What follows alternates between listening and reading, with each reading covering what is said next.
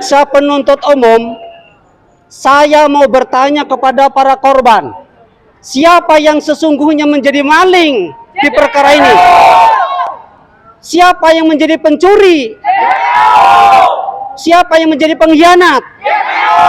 Pengadilan Negeri Kota Bekasi kembali menggelar sidang kasus dugaan tindak pidana pencucian uang tepu, investasi e-cash, dengan agenda tuntutan yang dibacakan oleh Jaksa Penuntut Umum.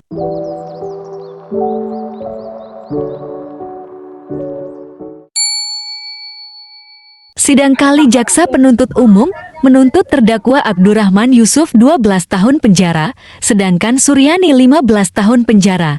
Hal itu ditegaskan kuasa hukum terdakwa, Dohar Jani Simbolon, bahwa jaksa mengabaikan peraturan Kejaksaan nomor 36 tahun 2011. Kesimpulan apa terhadap tuntutan JPU? Nah, kalau terkait dengan tuntutan ini, kita juga agak keberatan ya, udah pasti kita keberatan. Yang pertama, yang kedua, ketika masuk ke sisi pertimbangannya, kita juga kecewa. Karena apa? Pertimbangan yang meringankan itu tidak ada menurut saya. Pun demikian, kita kan sudah berdamai, itu juga tidak dipertimbangkan. Oke, terus masih banyak hal-hal lain yang justru harusnya meringankan klien kami ini tidak diangkat oleh jaksa penuntut umum.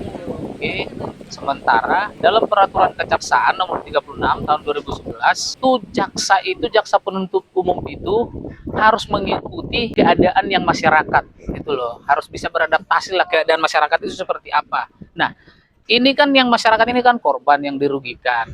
Kemudian antara korban dengan para terdakwa sudah melakukan perdamaian, dan juga mereka ini terdakwa ini sudah terbuka gitu loh.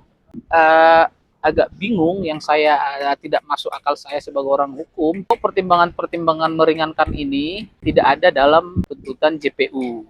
Itu sedikit yang saya sayangkan ya dari JPU. Kalau Pak Abdurrahman Yusuf tadi 12 tahun ya, kemudian Suryani 15 tahun tuntutannya. Ya, kalau yang saya lihat seperti itu. Ya, tugas jaksa memang kan melakukan penuntutan, tapi biar bagaimanapun juga kita kan mesti punya hati nurani. Itu ada loh di SOP itu, di peraturan kejaksaan nomor 36 tahun 2011 terkait SOP pelaksanaan hukum acara pidana. Aset apakah mereka mau lepas tangan atau seperti apa saya nggak tahu. Karena apa? Mereka melemparnya ke LPSK gitu. Nah, jadi gini menurut saya nih. Jadi kan banyak pihak-pihak nih yang tidak setuju dengan perdamaian. Maunya ribut aja terus gitu loh. Nah, itu dasarnya apa? Ya menurut saya nanti seperti pada pembelaan kita akan bongkar rekayasa kejaksaan ini.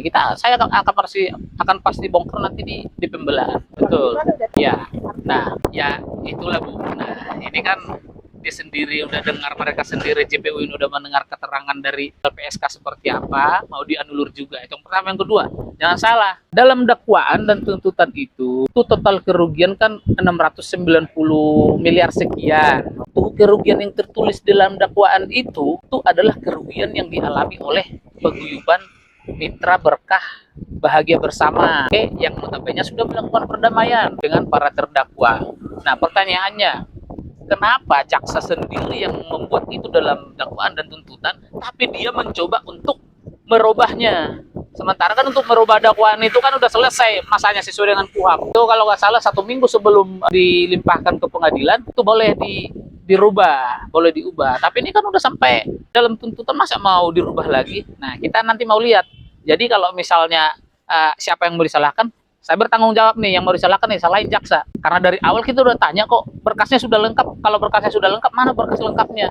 Katanya sudah. Sekarang cari-cari korban lagi, gitu loh. Sementara kerugian yang di paguyuban itu, ya paguyuban Mitra Bahagia Berkah Bersama itu adalah hasil audit di Bareskrim seperti P19-nya jaksa.